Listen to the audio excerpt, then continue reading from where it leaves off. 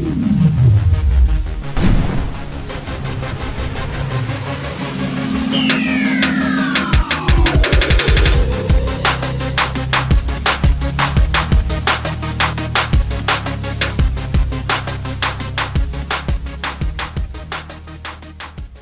what's up guys? Joe here, coming at you today with another base reading 101 guide. But only this time around we're going to take a look at the Bombtower Island base that was captured by Clash Tutor yesterday, as a matter of fact. And if you are not tracking, I will place the link to that video down in the description below.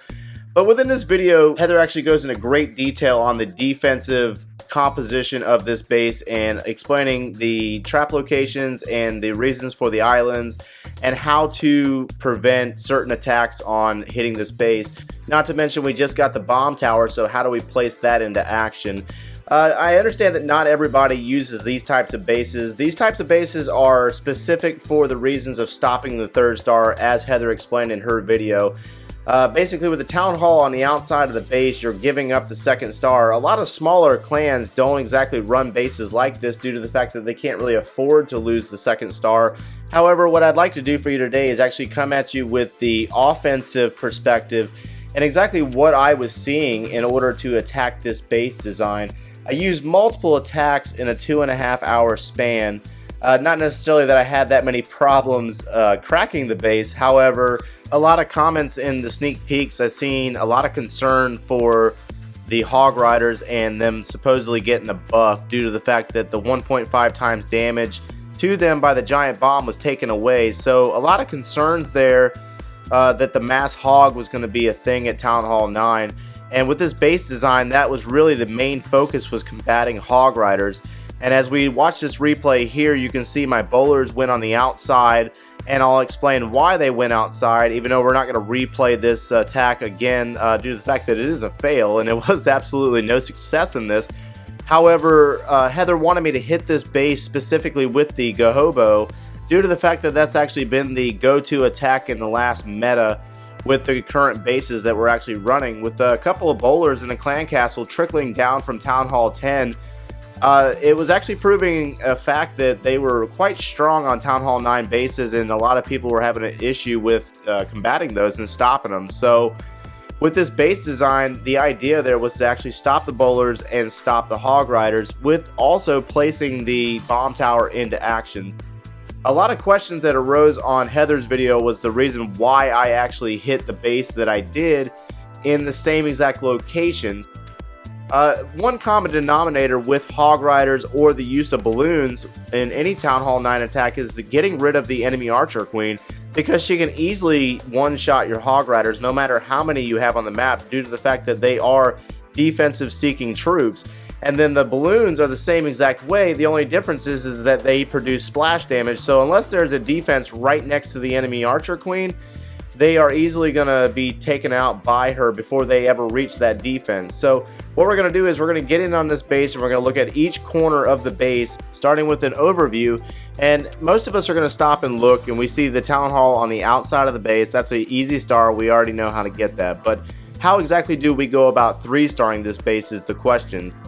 A couple of things that stood out to me when I first look at this base is, where's the enemy Archer Queen? Where's the clan castle? Which they're both down in the southern compartment. So clearly, if I use Hog Riders or the balloons, like I said before, I want to get rid of that Archer Queen and the enemy clan castle, due to the fact that I don't really know what's in there and I can't take a chance of it taking out my troops. So I want to send my kill squad in through the south and get rid of those two common denominators. Also, another issue that I saw with this base is the fact that the offset compartments, like shown here, it requires the use of either more wall breakers or clearing these compartments, which just requires more time. Also, the gold and elixir storages are set on the outsides of the base, near corners of the base, which require a lot more time spent on these high hit point structures, and requires a lot more work out of your kill squad. So right then and there, that's kind of telling me that we're going to require quite a bit of troops in order to clear the trash ring around this base. There's a lot of stuff around this base that's going to slow the attack down, which is going to cause me time issues. So it's either going to be the use of the wizard or the baby dragon. I prefer the baby dragon when it comes to funneling due to the fact that it can be enraged and it does quite a bit of work on its own, just one or two of them. However, another thing that stood out to me is whether I'm going to use hog riders or balloons in this case. Heather wanted me to use the Govaho in the beginning due to the fact that that's what we were trying to combat, but really what stood out to me on this base was the fact that there's 2 air defenses in the south, which are easily taken away if I have a strong enough kill squad to get in there and get rid of both of those air defenses. And then I know that with those 2 air defenses on the northern perimeter like they are, I can get in there and get rid of those very easily with a couple of balloons. And then the other issue is am I going to use hog riders? Well, these 3 islands here have a lot of space in between them, so there's really no telling where the bomb locations are on this base, let alone the spring traps or the skeleton traps, and those also cause a lot of hindrance when it comes to the hog riders due to the fact that the spring traps will launch off 2 to 3 hogs depending on their placement, and that just kind of dwindles you down to, you know, 4 or 5 hogs by the time you're at the end of your raid, which leaves you with absolutely no cleanup. So as we scan this base, we'll notice that there is a lot of trash around this base, or a lot of structures with no significance whatsoever. That's just going to cause you a lot of time issues. And then if you lose your hog riders in the core of the base, then you're going to have absolutely nothing for the cleanup portion of the base. So like I said before, after multiple failed attempts with GoHobo, I wanted to hit this base with the GoLaLoon, and so what I have going on here is I have 2 golems down, a handful of wizards, the archer queen is down, and the poisons are working on a golem that came out of the enemy clan castle. And so I used the wall breakers in a specific area in order to crack open that compartment. They didn't get distracted due to the placement of where I dropped them. However, if you would have dropped them to the left or right, they would have went after one of those other jagged compartments. So the bowlers are actually into the base at this point. I drop a jump spell in the place that I dropped it for a reason. I wanted to get rid of one of the air defenses, or that second air defense, and then I would also like to get rid of one of those sweepers, if not the expo as well, because those are bonus points at that point that I don't have to deal with a sweeper or a expo that's set to air ground mode. Drop my hounds in at one at an angle to sweep for air mines, and then I send about 4 to 5 balloons in per, well, about 3 to 4 balloons in per defense. But there happened to be a Tesla farm in the north, so I drop a rage spell up there. And due to the pathing of the Teslas and the wizard towers, it actually works out really well. I drop a heal spell up there to assist them and take out the wizard towers, and then that causes that second group of balloons to go in on the bomb tower, which I use a haste spell in order to boost them up and kick them into that expo. So it works out really well on the pathing for the balloons in this case, due to the fact that I was able to get rid of the 2 air defenses in the beginning of the raid with my initial kill squad, and I had plenty of lava pups left over to clean up the outside junk on this base. So it worked out really well. The only issue is that I had that builder's hut in the far east corner left over, so that really could have been a time issue. However, the pathing of the defenses worked out phenomenally for the balloons in this case. Naturally, we went back and changed the location of the air defenses to assist with combating both the ground and the air portion of the raid. So what we have here is actually the most recent version of the base that was actually highlighted by Heather in her video. There is a complication or an issue on this design, and she actually corrected it and posted it on Twitter. If you're not tracking, I'll show it to you at the end of this video, and what was actually done to correct that. But what I'm doing right now is running a Govaho instead of using bowlers whatsoever, due to the fact that I did fail using balloons on the second or third attempt after the change. And so what I wanted to do here was actually bring in Valkyries to run the ring of the base and get rid of both the Archer Queen and the enemy Barbarian King. Now I stopped it here for a reason. The first reason is the fact that I brought a rage spell for my Valkyries. Most of the time when we use Valkyries, we have the first instinct to bring a rage spell in order to shoot them into an area and actually have them destroy everything within that area really fast. But what I ultimately did here by my own mistake was bring a rage spell, and I shot my Valkyries, or a handful of Valkyries, into a giant bomb, which ultimately weakened them prior to getting to that Barbarian King.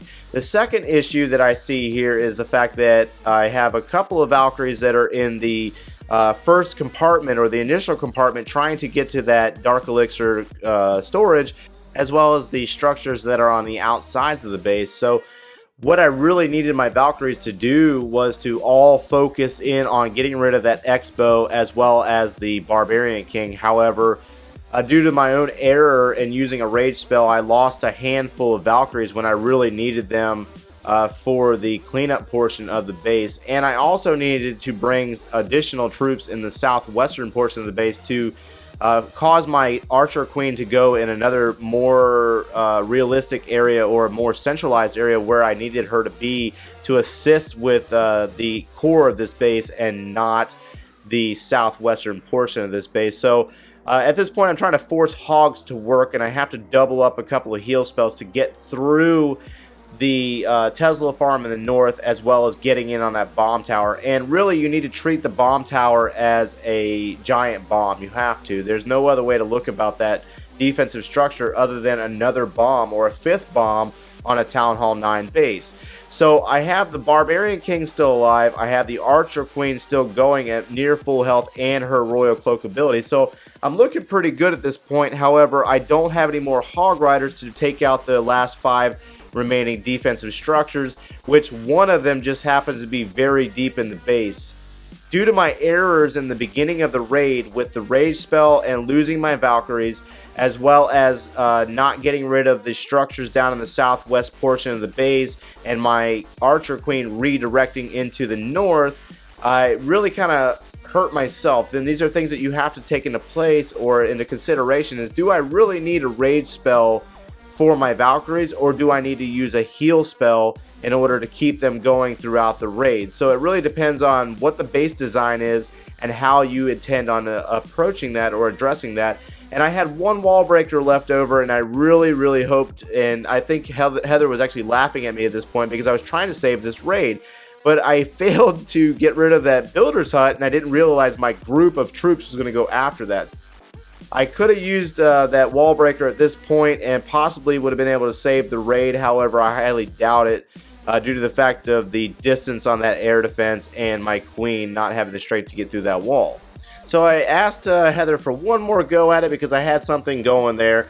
And before we get started on the next attack, I want to point out the errors that I missed due to the fact that I just haven't thought about using dragons at Town Hall 9 in a really long time due to the current meta that has just passed. However, this air defense in the east could have been taken out with an Archer Queen, and then some structures been taken out with the Barbarian King. And then these 2 air defenses in the core, along with the air sweepers being very close like they are, could be easily zap-quaked. So that was an error that I missed, which would leave 1 air defense in the west, and if you came in from the west, you could easily sweep the base with dragons, and possibly 3-star it, but not guaranteed. It really depended on what was in the clan castles. If you're going after air, you might not want to just use a golem. It's really specific if you know that you're going to be facing a lot of ground attacks, but that's really unpredictable because you don't know the attackers that's going to be hitting you.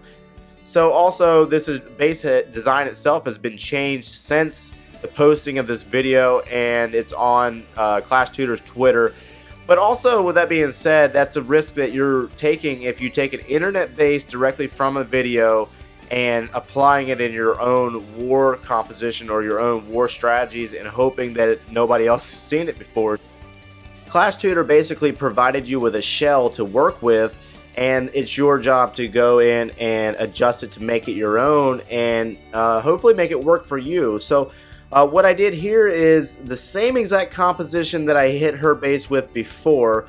Golems are down, and the clan castle troop is the golem, same as before. Wall breakers are down, compartment is open. So at this point I'm like, yes, I'm good to go. Valkyries are down, and this is that point where you need to understand your troops' artificial intelligence, meaning where exactly they're going to go, what they're going to target, and why you drop the jump spell the way it is, the heal spell in the area that it's at, and understanding what needs to be taken out to maneuver your troops and send them in certain directions. So I dropped my clan castle with a baby dragon, a couple of Valkyries, to clean up those structures in the southwestern portion of the base, which forces my heroes up into the core of the base like I need them to. This is also where timing and patience comes into play. Instead of dumping all my hog riders in one generalized location and hope for the best, I drop about 3 to 4 to take out a couple of defensive structures in the northwest in that mortar and that cannon. And this is that point where I'm going to wait on my Valkyries to meet up in the north, where that heavy defensive concentration area is in the Tesla farm is located. So I have a couple of Valkyries in the north to assist with these Teslas. I drop the remaining 9 hog riders that I had and a heal spell to help them get through this Tesla farm, and then I drop another heal spell to get them through the wizard tower and the bomb tower, which has another bomb underneath it. And we're going to go ahead and leave this raid exactly where I left off. We'll leave that one up to your imagination. However, I have to thank Joshi for a very challenging base design, and I also have to thank the Clash Tutor for allowing me the opportunity to hit that base as many times as I did to cover all bases. We have to understand that just because we're good at hog riders doesn't necessarily mean that we can't be good at the balloons, and that's also an issue that I need to work on personally. I do understand how to use them, I understand their pathing, but I just don't use them enough, and I tend to force hog riders instead of taking a gamble on air sometimes. Understanding the fundamentals with your troops and understanding patience and timing depending on the type of base that you're hitting could be the result of either a 3-star or a high percentage 1-star for that matter. I hope you enjoyed this video. Drop some comments below, and thanks for watching, guys.